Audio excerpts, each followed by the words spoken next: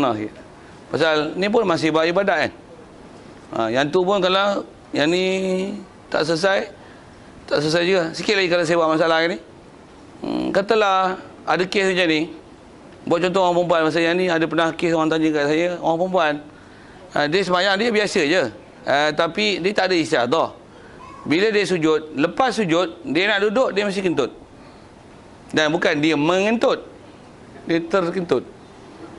Dia dengan mana tak sengaja. Di luar kawalan dia. Memang dia sujud, dia duduk, mungkin ada sebab masalah apa, ada pressure angin ya. Dia duduk je, frut keluar pula kot tempat haid lah, ataupun keluar kot belakang, tapi istilahnya ada angin. Macam mana? Kalau ikut dalam fiqhnya, dia kena pelihara keadaan itu. Kalau andai kata dia boleh duduk, kalau tak duduk macam biasa, maksudnya sujud tak masalah, tapi dia duduk.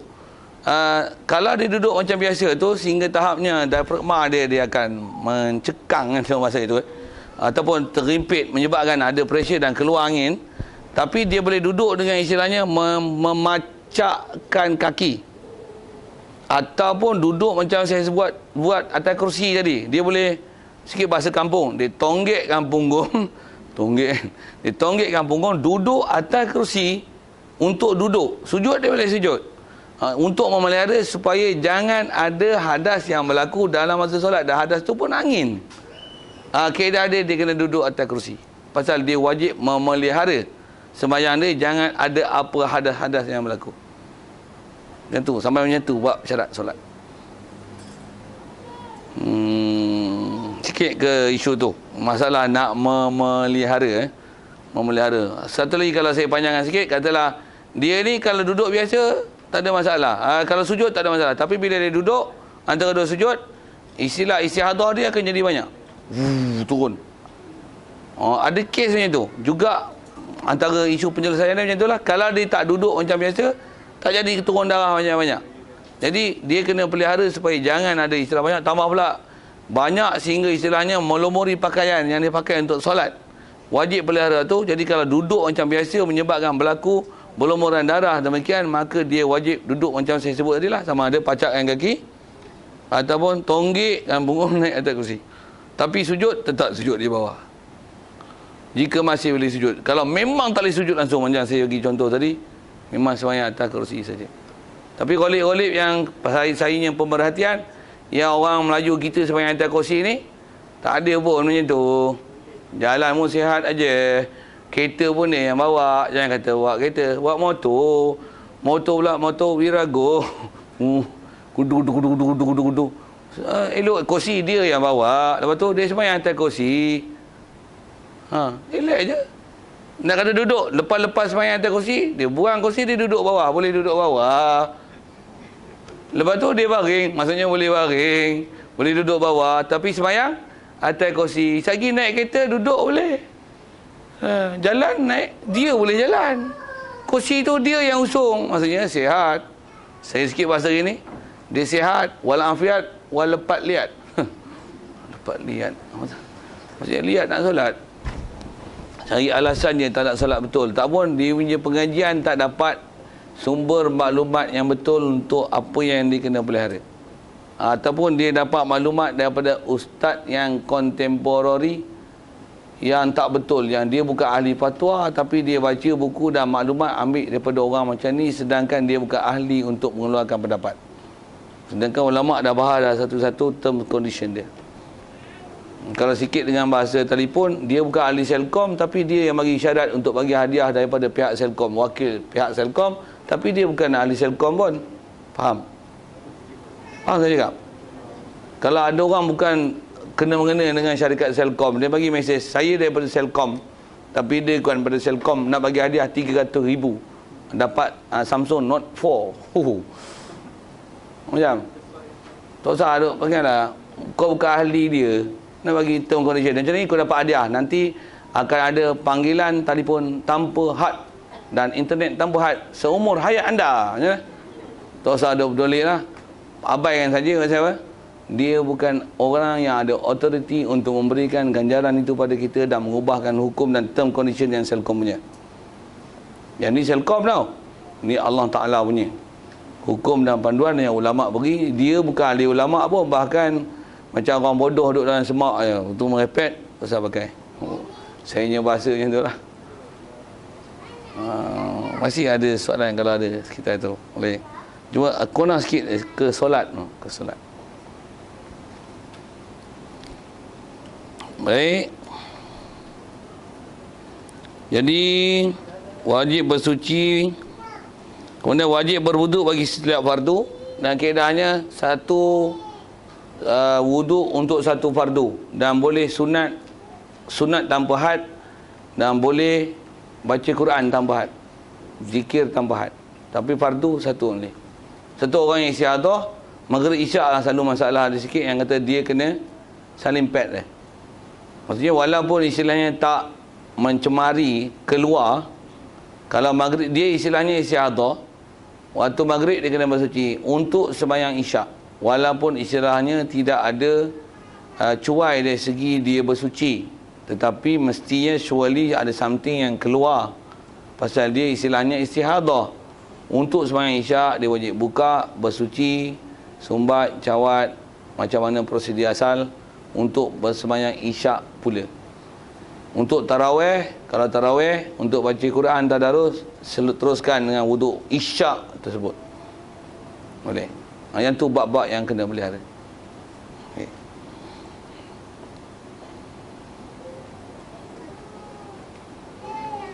Baik, kita tengok slide yang ada tu. Istihadah. Kenal istihadah. Antara istihadah tadi, kalau kita perhati balik, darah yang keluar sebelum umur 9 tahun. Itu adalah istihadah. Darah yang keluar kurang daripada 24 jam adalah istihadah. Darah yang melebihi 15 hari 15 malam adalah istihadah. Yang hamil, dalam keadaan hamil tak cukup 24 jam, sama ada mengiringi bersalin ataupun tak mengiringi bersalin. Darah nifas yang keluar lebih 60 hari adalah istihadah. Darah yang keluar dalam tempoh suci yang tak sampai 15 hari. Tempoh suci tak sampai 15. Keluar pula. Itu pun boleh jadi istihadah. Kemudian kewajipan dia tunggu masuk waktu solat, bersuci, sumbat, cawat, wuduk dan solat. Dan tak boleh ada selang lama antara bersuci dan solat dia, melainkan maslahat solat. Okey. Kemudian permasalahan, adakah kesemua darah 15 hari yang keluar sebelum istihadah adalah haid? Okey, ini isu kita lah.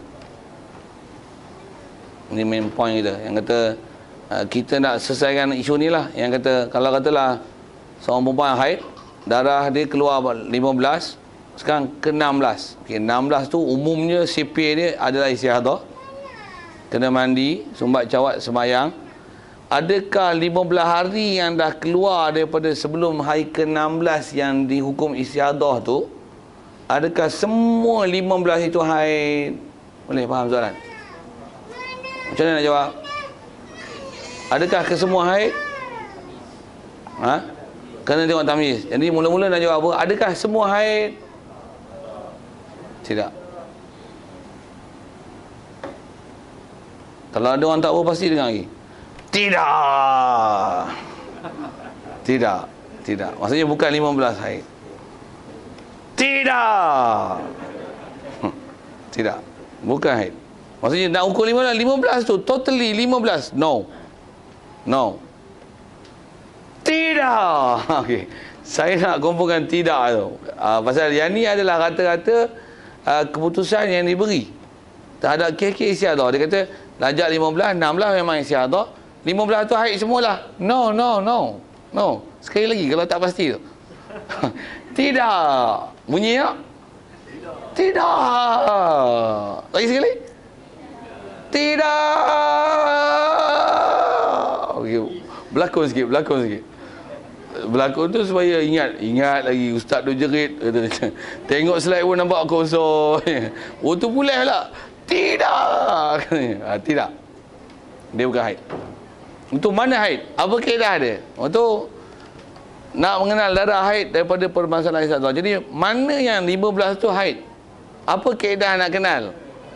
Bagaimana? Apa kaedah dia? Bagaimana nak kenal? Macam mana nak kenal? Macam mana nak kenal? Itu kita dah formulate yang awal tadi. Plan A nya apa? Kaedah satu. Tamyiz. Kaedah satu adalah tamyiz. Kaedah 2 apa? Adat. Jadi kita fokus tamyiz dulu. Jadi kaedah 1 ialah adalah tamyiz, kaedah 2 ialah adat. Jadi takkan beralih kepada adat melainkan tamyiz dulu. Jadi kalau untuk mudah sekali lalu kaedah tamyiz ni, pasal istilah tamyiz mesti atas makna bahasa asal. Tamyiz maksudnya membeza darah. Dan dia akan ada, saya sebut tadi, ada syarat tamyiz. Dia ada term condition dia yang cukup syarat, barulah boleh dipakai tamyiz tersebut. Jika tak cukup syarat, maka tamyiz tak dipakai dan dihukum tak tamyiz lah. Tak tamyiz. Walaupun dia boleh kenal ada merah, ada hitam, ada kuning, tapi spesifikasi darah, warna yang berlainan keluar yang dia boleh tamyizkan itu, dia tak boleh gunakan untuk jadikan sebagai hukum. Pasal darah hitam ada 5 jam, itu merah pula 3 hari. Kuning 2 jam, itu hitam pula, ada sikit-sikit hitam, itu merah pula, itu kuning, itu hitam, itu tak boleh pakai. Tamyiz tu memang dia boleh tamyiz, tapi tamyiz tu tak cukup terms condition dia, tak pakai. Untuk nama tamyiz, dia dihukum orang yang luput tamyiz. Walaupun warna tu dia boleh kenal, tapi warna tu tak boleh dipakai untuk dihukum kuat dan lemah, dan dengan itu akan jadikan penyelesai masalah istiadah dia, maka tamyiz tersebut tak dipakai. Sekali lalu kalau ikut saya sebut tu adalah nak sebut syarat tamyiz. Walaupun dengan angka akan di depan, ada sikit dalam nota itu. Jadi tamyiz mesti tamyiz yang menepati syarat, barulah tamyiz itu dipakai untuk jadikan pedoman untuk dihukumkan mana haid, mana nifas. Haid, mana nifas. Silap. Mana haid, mana yang istihadah. Okey. Ada soal tu, Hamis? Ya.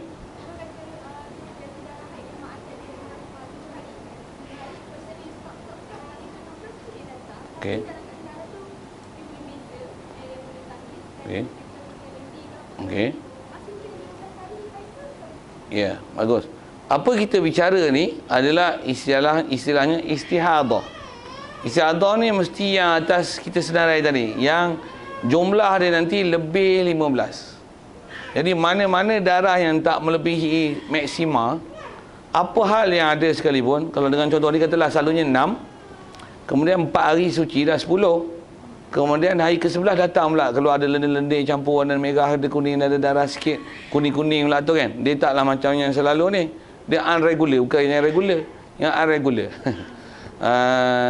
Jadi katalah 3 hari gitu, jadi baru 6, 4, 10, 3 hari, 13, semua adalah haid. Kenapa pula tu tamyiz tu? Kaedah ni hanya dipakai apabila berlaku case istiadah only, barulah dipakai tamyiz. Kalau tak jadi istiadah, tak ada tamyiz. Apa ada semua haid. Okey, boleh. Dia tak ada apa-apa option itulah kan. Apa option? Semua haid. Pasal apa? Tak melebihi 15. Okey, boleh. Jadi saya jawab soalan tu rasanya. Ada lagi soalan kita tu. Masih umum bahasa tamyiz tu dulu. Boleh. Baik, jadi kaedah satu adalah tamyiz. Jadi pastikan istilah tu tak dilupai, simpan sampai ke akhir hayat anda. Just not today. Sampai ke akhir hayat anda, pasal at least akan jadi suami, lepas tu jadi bapa. Tak pun takkan tak ada adik-beradik, tak ada mak, tak ada kakak, tak ada takkan tak ada orang perempuan sekeliling, tak pun tak ada friend, ataupun yang baru nak add friend. Macam istilah Facebook je, biarkan.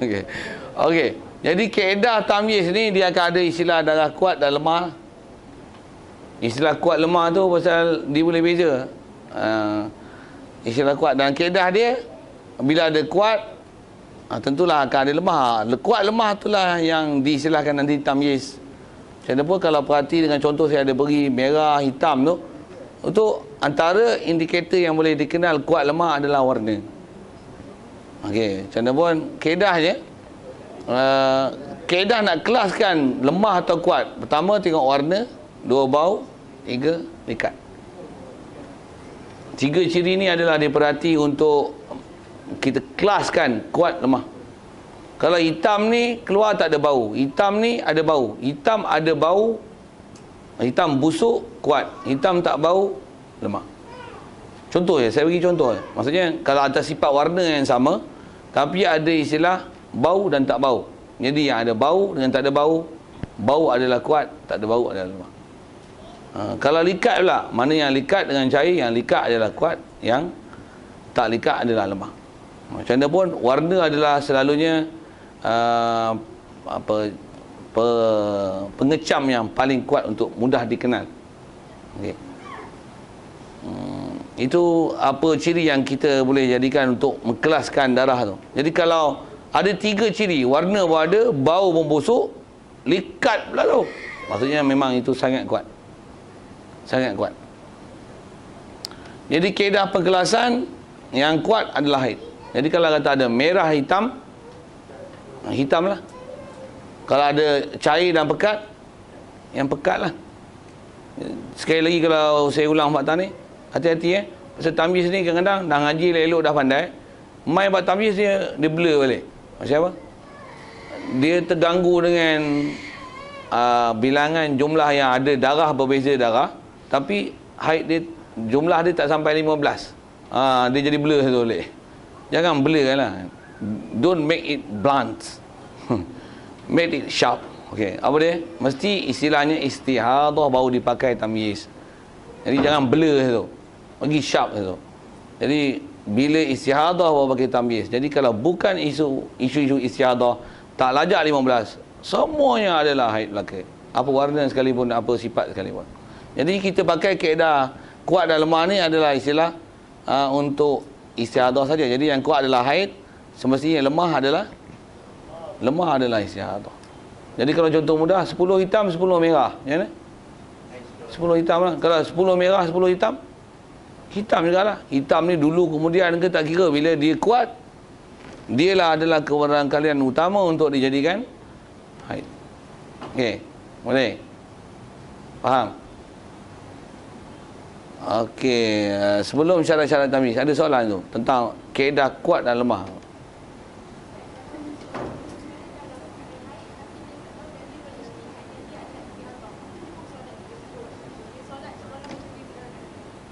Dia macam mana? Sekali lagi? Dia dah ada darah, maksudnya ada darah keluar. Tapi dia tak tahu haid ke istihadah. Wow. Okey. Bagus soalan tu. Pasal memang kadang-kadang dia blur macam tu. Jadi blur kan. Dia orang perempuan, jadi keluar darah. Dia pun tak pasti ni haid ke istihadah. Ada juga orang macam tu ya. Tolong jawab boleh tak? Macam mana jawab tu? Apa kaedah yang saya dah ajar formula asas tadi apa? Ada darah aja berhenti solat. Selalu keluar merah ni, kuning ni je. Ada darah aja berhenti. Bahasa kampung, kampungan sikit, kampungan ni style. Tu pun salah satu pendekatan mengajar kan. Okey. Ada darah aja berhenti. Selalu keluar hitam, ni merah. Ada darah aja berhenti. Tak payah ijtihad. Jadi memang dia tak syarat itu. Yang istilahnya ada maniak, maka dia menegakkan solat.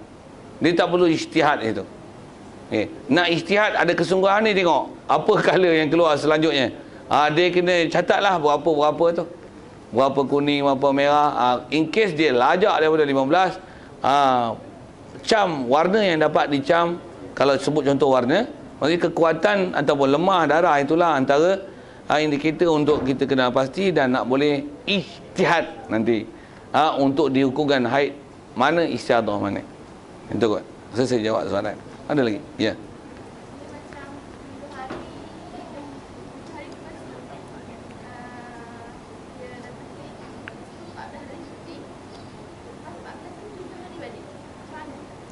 Oh.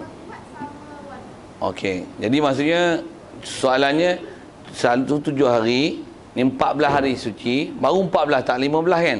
Jadi datang pula hari yang selanjutnya itu 7 hari juga. 7 hari juga. Okey, kes ni pun memang ramai wanita yang macam ni.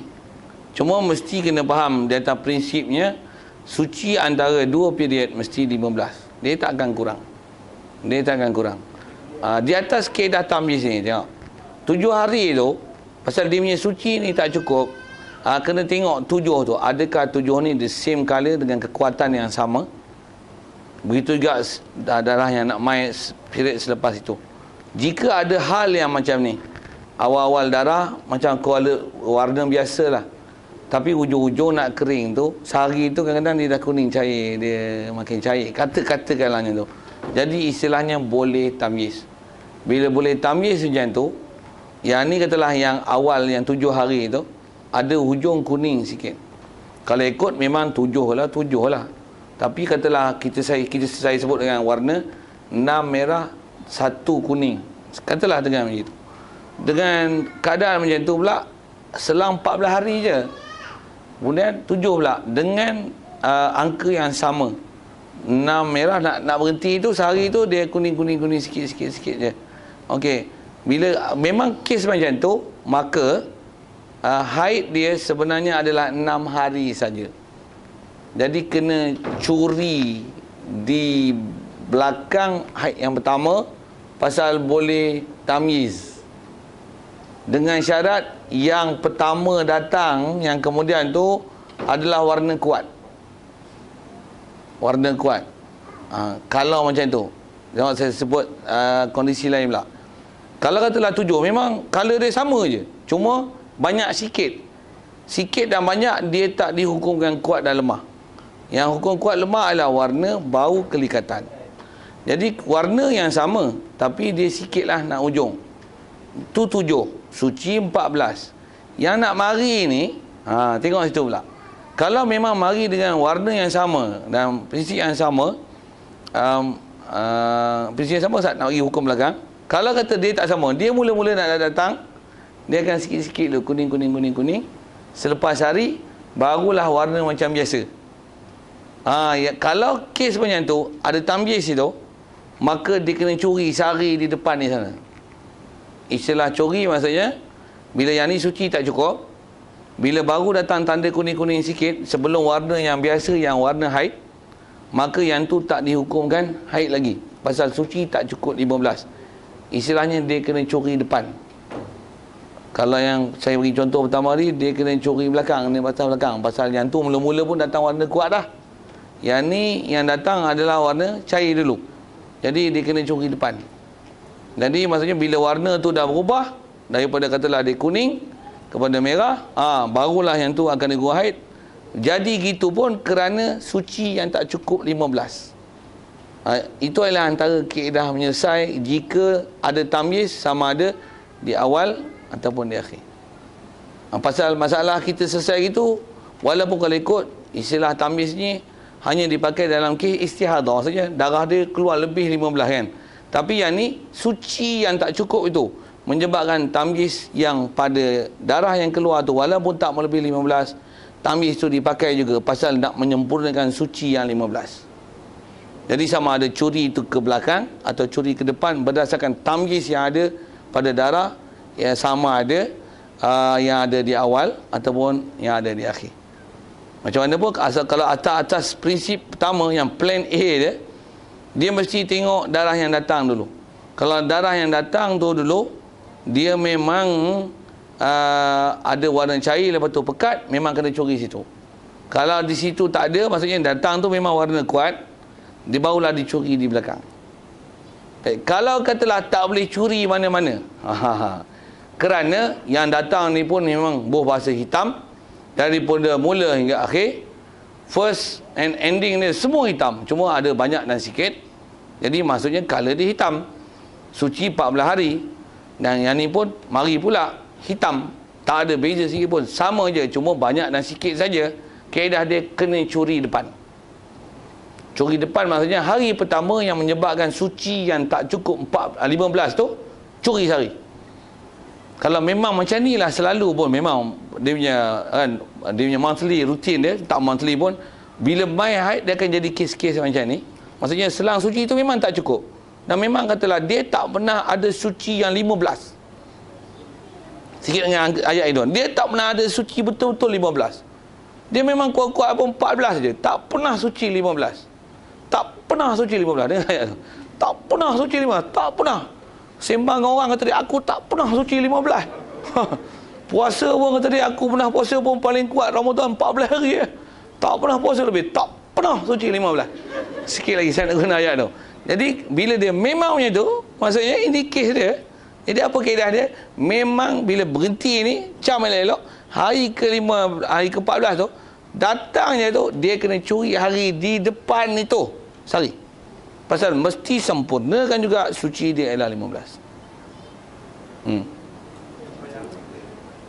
Boleh. Jadi kena sembahyang.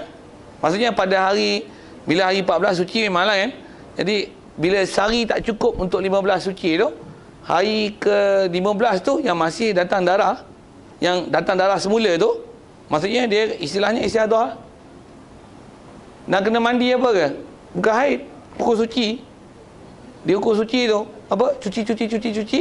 Sumbat jawab je lah. Dia hukum mandi hadas besar tak ada. Pasal dia bukan berhenti daripada haid. Dia baru nak datang tapi terpaksa curi pasal tempoh suci tak cukup. Kalau kes yang tempoh suci tak cukup, ini antara kaedah penyelesaian dia. Saya pernah ada jumpa yang patient macam ni. Pengalaman mengajar ni dia mematangkan saya. Okay. Dan memang ada. Kalau tu yang rujuk-rujuk kitab tengok balik, oh ada rupanya dalam kitab membahaskan bab tu. Memang ada. Memang detail ulama kita sebut satu-satu tu. Yang teruk, boleh faham apa saya sebut? Jadi yang kita bicara ni memang suci tak cukup. Tapi kalau suci memang cukup, tambah pula dia jadi gila macam ni. Selalu tiap-tiap bulan ni 2 bulan tak datang. Kalau yang ada suami kata dia, ingat ke dah nak hamil lain kan. Dia tengok datang pula. Datang pula mula-mula selalu merah ni, kuning. Haid lah tu, ada darah, berhentilah. Pasal dia bukan kes suci tak cukup. Bila ada kes suci tak cukup je yang jadi kes macam ni. Boleh. Jadi macam mana pun sebelum kepada nak curi-curi tu, tengok tamyiznya dulu. Jadi bila boleh ditamyiz, selesaikan dengan kaedah tamyiz. Sama ada even dia curi belakang atau curi depan. Kalau tak boleh curi pasal sama je kala, pasal dia punya indikator tak ada nak mengenalkan kuat dan lemah, kena curi depan sehari. Untuk sempurnakan suci dia, bagi jadi 15. Ataupun kata dia tak 14 tapi 13 saja. Sama juga kaedah dia. Bila 13, dia kena curi 2 hari untuk cukupkan 15. Baik. Kalau kita curi-curi, ya. kalau yang first kena, kalau yang first 7 hari kena dengan yang kemudian punya, so yang pertama tu hari pertama, yang kedua tu hari kedua. Ya. Maksudnya tengok kaedah tamyiz tadi lah. Jadi kalau katalah atas kata warna yang sama hitam, suci 14, jadi curi itu maksudnya yang pertama ni adalah hukum haid. Jadi yang sana tu adalah haid period yang seterusnya lah.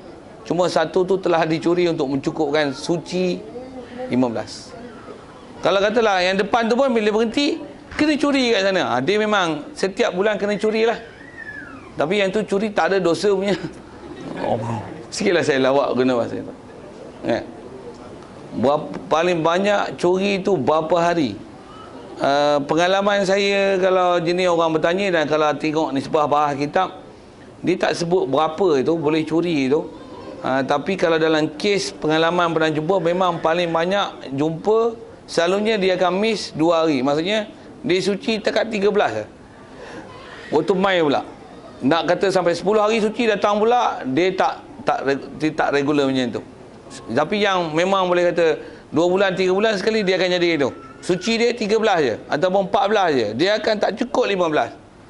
Kes punya tu curi. Jadi memang kalau dengan duk tengok kebiasaan yang pernah jumpa, curi yang ada tu 1 ataupun 2 lah. Macam mana pun kalau dia perlu pada 3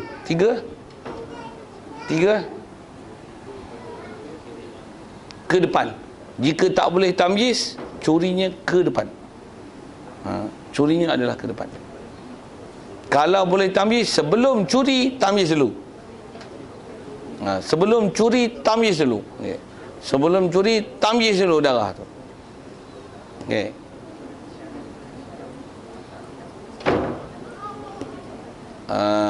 Soalan kalau ada masih ada. Ya, ada.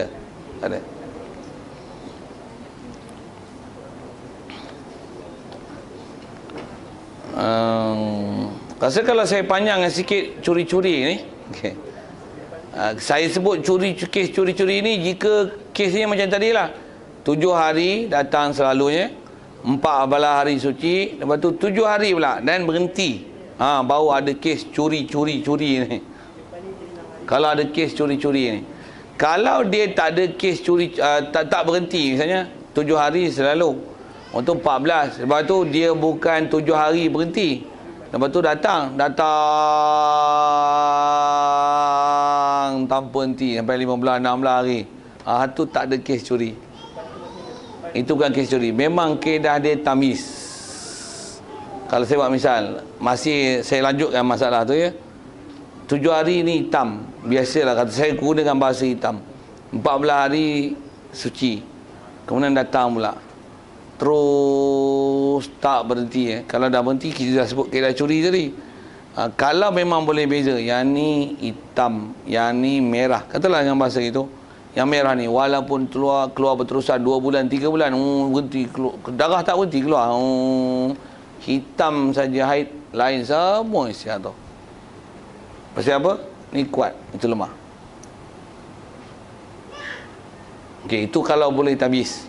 Kalau tak boleh tamyiz, ni hitam, suci 14 hari, untuk keluarlah hitam, terus tak berhenti, hitam tu saya nak tunjukkan warnanya kuat, hitam juga. Kedah dia bukan curi dan tak pakai tamyiz, kedah dia balik pada plan 2 adat.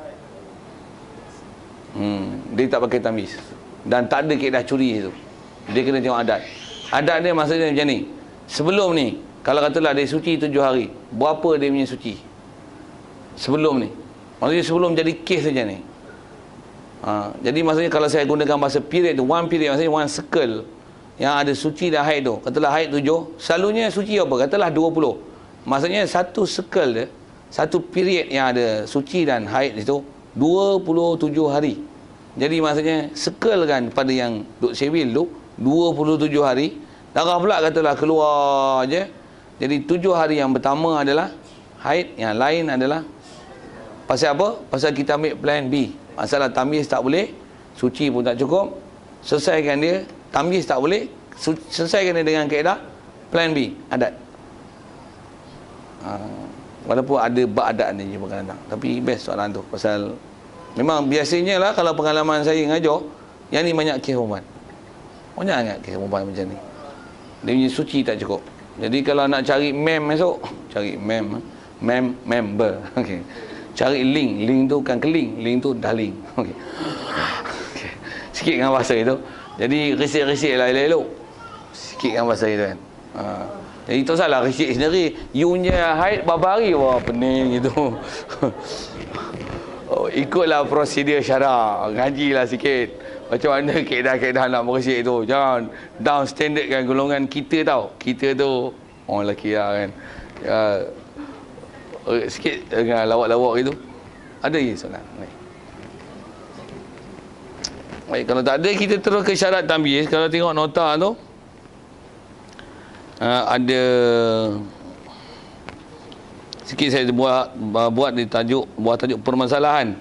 Jika seorang perempuan melihat darah pada waktu 9 tahun ke atas yang boleh dinamakan haid serta tidak melebihi 15 hari 15 malam, maka kesemua darah tersebut adalah haid. Itu adalah hukum asal haid yang mesti jangan dilupa sampai mati.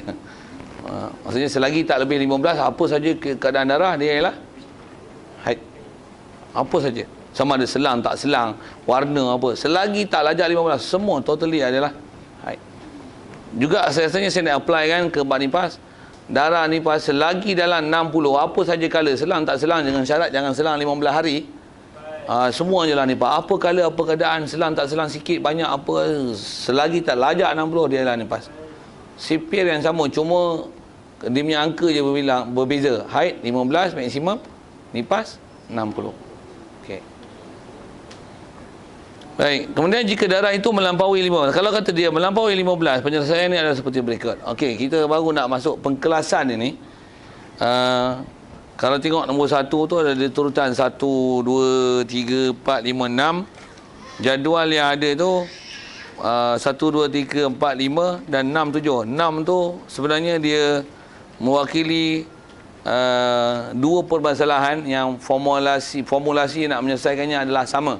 Satu saya selesaikan 6 dan 7 tu dengan satu pernyataan saja. Jadi untuk sembang tu agak banyak. Memang kita lepas ni insyaAllah nak fokus itu. Pasal nak lihat pengkelasan tersebut, dan itu akan insyaAllah memudahkan untuk kita mengenal hukum dan macam mana nak menyelesaikan masalah. Yang tu nanti kita akan jumpa yang saya ada sebut tadi. Antara kes yang akan berlaku ialah ada orang perempuan yang sampai boleh meninggalkan sembahyang 45 hari. Ada kes macam tu. Jadi rasanya yang tu ambil masa, insyaAllah kita sambung selepas break ni. Jadi jumpa 2.30 rasanya insyaAllah.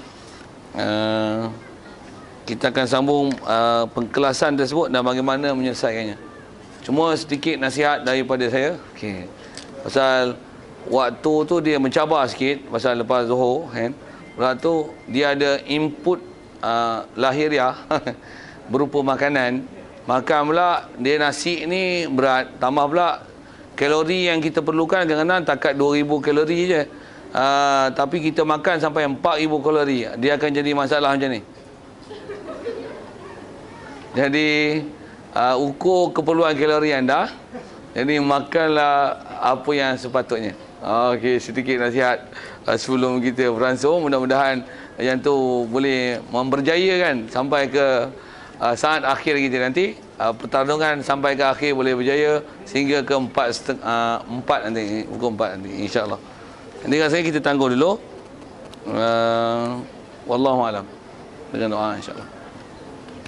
A'udzubillahi minasyaitonir rajim. Bismillahirrahmanirrahim.